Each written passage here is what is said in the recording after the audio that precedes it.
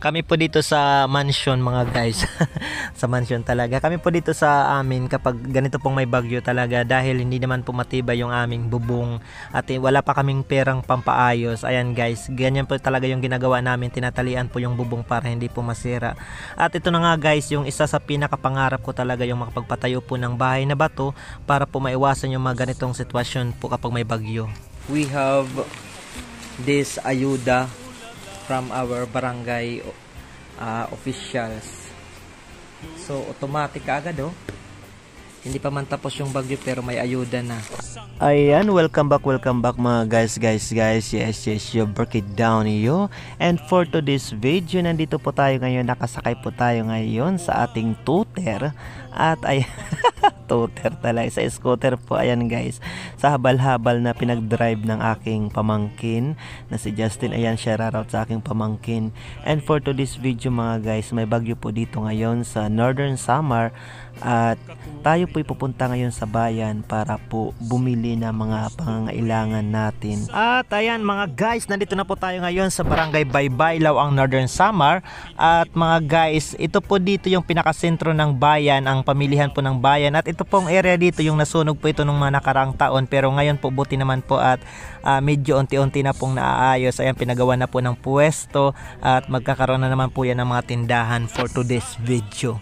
At ayan mga guys, pupunta po tayo dito sa drugstore at bibili tayo ng pinaka-importante sa lahat ng aming mga bibilhin, ang gatas ng aming bibikong. Opo, for today's video. Ayun, si mama tumatawad mga guys.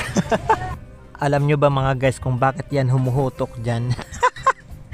Sumisilip yan dyan ng mga panindang kujik. Umaasa pa talaga siyang kikinis at puputi siya.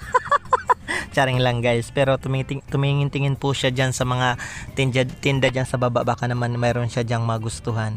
Ayan, shoutout kay Dan Tinarka na nandito din, taga Magsaysay din po yan for today's video. Ayan guys, so nandito kami ngayon sa bayan. Opo. At ayan na nga mga guys, pagka-uwi po namin dito sa aming mansyon. At ayan yung kapatid ko, umakyat po ng bubong para po ayusin yung bubong namin. Tinatalian po yan. Kapag ganito pong masama po yung panahon o may bagyo po, tinatalian po yung aming bubong para hindi naman po siya tuluyang liparin. Ayan, dahil yung aming bubong po ng aming mansion ay yari lang po, gawa lang po sa light materials. Ayan, pawid lang po yung bubong namin for today's video. Kaya tinatalian po yan. Comment down below kung kami lang ba yung gumagawa ng ganere. Ayan mga guys, madiskarte talaga mga Pinoy. Opo, kami po dito sa mansion mga guys. Sa mansion talaga. Kami po dito sa amin kapag ganito pong may bagyo talaga dahil hindi naman po matibay yung aming bubong at wala pa kaming perang pampaayos. Ayan guys, ganyan po talaga yung ginagawa namin. Tinatalian po yung bubong para hindi po masira. At ito na nga guys, yung isa sa pinakapangarap ko talaga yung makapagpatayo po ng bahay na bato para po maiwasan yung mga ganitong sitwasyon po kapag may bagyo. Ayan guys, malakas na po yung ulan dito at hangin. At yung mga sanga-sanga dyan nagsilaglagan na. Pero kahit paano guys, the good news is ayan we have this ayuda from our barangay officials.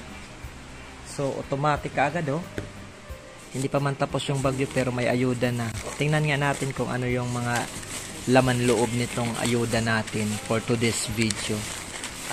Ayan guys, Tora Coffee. Tora sa waray, ibig sabihin tera-tera. Joke lang po. Tora Coffee, tapos mayroon ditong isang egg noodle, 2 kape, tapos isang sardines, at mga 1 kilo ata tong bigas. So, ayan, dalawang ayuda sa atin kasi 2 bahay po dito sa manasyon.